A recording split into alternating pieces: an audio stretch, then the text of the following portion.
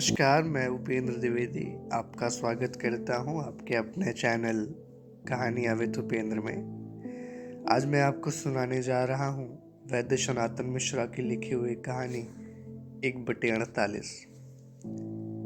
बरेली में चंद हफ्ते ही हुए थे कि ये शहर मुझे हर लिहाज से नापसंद आने लगा था। शाकाहारी लोगों की समस्या या तो भगवान या तो खुद शाकाहारी लोग ही समझ सकते हैं। बरेली जैसे बटर चिकन के शहर में मेरे जैसे आदमियों की हालत वैसी ही थी जैसे डायनासोर के बीच फंसी बकरी। रोटी कपड़ा तो चलो ठीक है, लेकिन ये मकान मिलना उससे भी मुश्किल। बैचलर को कमरा देने में माथा ऐसे सिकोड़ते हैं जैसे मैंने उनसे उनकी जायदाद में से एक हिस्सा मांग लिया। हाँ, पर कहते हैं ना कि अगर नीयत साफ हो तो आपका काम कभी नहीं रुकता। कॉलेज से थोड़ा दूर ही सही पर ठीक ठाक दाम पर एक छत का कमरा मिल ही गया। कमरा ज्यादा बड़ा तो नहीं था, पर मेरे लिए अब वही घर था। मकान मालिक भी अपने काम से काम रखने वाला और किराएदार भी अपने काम से काम रखने वाला। सीढ़ियां घर के बाहर ही खुलती तो मकान मालिक और मेरा रिश्ता बस हर महीने की 10वीं तारीख को किराया देने और उनका माथा सिकोड़ नोट गिनकर अंदर चले जाने तक का ही होता। दिन में कॉलेज और शाम को पढ़ाई की वजह से मोहल्ले वालों से रिश्ता कुछ खास था नहीं। हाँ, वो बात और थी कि रात के वक्त कमरे से बाहर निकलकर कान में ईयरफोन लगाए मैं घंटों छत से खुली शान सड़क को देखता और अपनी चाय खत्म करता। भैया, बाथरूम की सीट साफ करनी थी, वो हार्पिक होगा क्या? कितने का है? किसी संडे के सुबह में मोहल्ले की सब कुछ मिलने वाली दुकान पर। हार्पिक तो नहीं रखे हैं, तेजाब ले लो, 12 रुपए बोतल है। अच्छा, दे दीजिए भैया। और ये भी ले रहा हूँ ना, कहकर सामने रखे दूध के पैकेट को उठा लिया। जैसे ही दोनों हाथों से संभलते हुए शीशी पकड़कर मैं पलटा, पीछे से आते अपने मकान मालिक से बस टकराते टकराते बचा। संभाल कर, गिर गया तो हाथ और जिंदगी दोनों गंवा बैठोगे।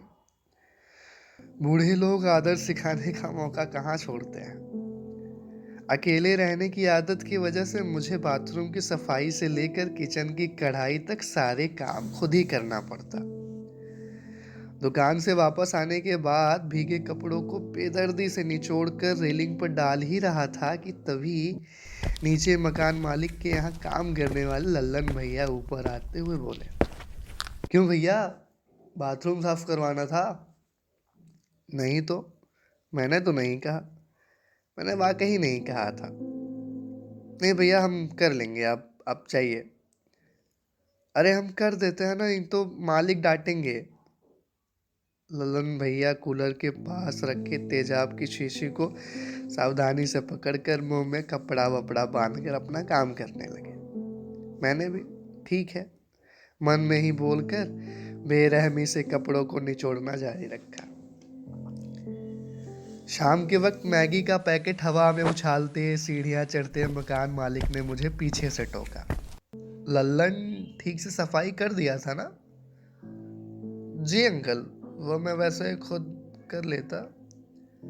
अच्छा, तो पढ़ाई लिखाई की उम्र में तेजाब से खेलोगे अब? ये दुकान वाले भी ना बेच देते हैं, और तुम जैसे नौजवान जो बाहर आके पढ़ते हैं सस्ते के चक्कर में ले लेते हैं। 2 बूंद गिर गई ना तो जिस हाथ से खाना खाते हो उसको देखकर भी घिन आएगी। ये छोटी सी बात को बेवजह क्यों तोल दे रहे हैं? अपने काम से किसी को कोई मतलब ही नहीं है, दूसरों को ज्ञान देने चले आते हैं बस।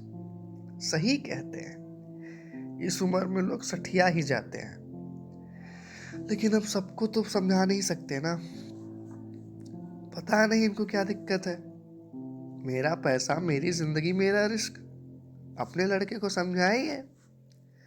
2 मिनट के अंदर ही ये सब मैंने मन में सोचकर जी अंकल बोलकर ऊपर आ गया। महीने की 10वीं तारीख और मेरे हाथ में 500 के 3 गर्म नोट। बेल बजाऊं या नहीं, दरवाजा तो खुला है, मन में सोचा। नोट को जेब में रखकर मैंने धीरे से दरवाजे को ढकेला। अंकल किराया, अंकल किराया, पिछली बार से थोड़ा तेज। अंदर बाथरूम में फ्लश की आवाज से मैंने अनुमान लगाया कि अंकल अंदर ही हैं। पापा बाथरूम में हैं, आप पैसे यहीं रख जाइए।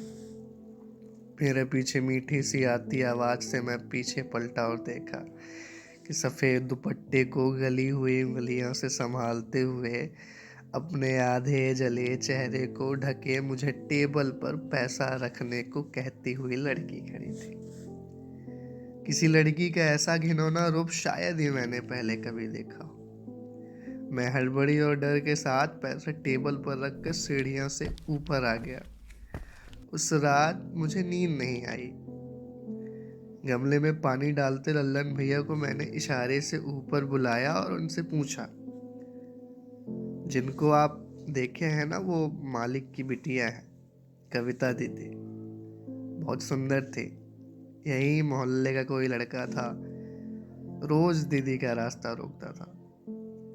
एक दिन दीदी ने उसकी कनपट्टी के नीचे दो दे दिया। सनकी था। चौराहे से तेजाब की बोतल खरीदा और कॉलेज जाते वक्त दीदी के चेहरे पर दे दिया। ये कहो जान बच गई। बहुत दिन तक तो बिस्तर से नहीं उठी थी, लेकिन अब चल फिर लेती हैं। लड़का तो जेल में है, पर सजा तो दीदी भुगत रही है ना। एक सांस में लल्लन भैया ने मुझे सब बता दिया। वापस कमरे में लौटकर मैं घंटों कविता दीदी और अपने मकान मालिक के बारे में सोचता रहा, और मेरी नज़र बाहर कूलर के पास रखी तेजाब की शीशी पर गड़ी रही। मैं सोचता रहा, ये 12 रुपए में इतनी आसानी से मिलने वाली चीज कोई भी सरफिरा खरीद कर किसी की भी जिंदगी को मुर्दे से बदतर बना सकता है क्या? क्या किसी लड़की की जिंदगी की कीमत 12 रुपए है? गूगल से पता चला कि भारत में हर 48 घंटे में एक लड़की पर एसिड फेंका जाता है। हर 48 घंटों में एक कविता दीदी जिंदा लाश बनती हैं, और हर 48 घंटों में एक कविता के चेहरे पर एसिड फेंका जाता है, जो उसके चेहरे से कहीं ज्यादा उसकी आत्मा को जलाकर खाक कर देता है।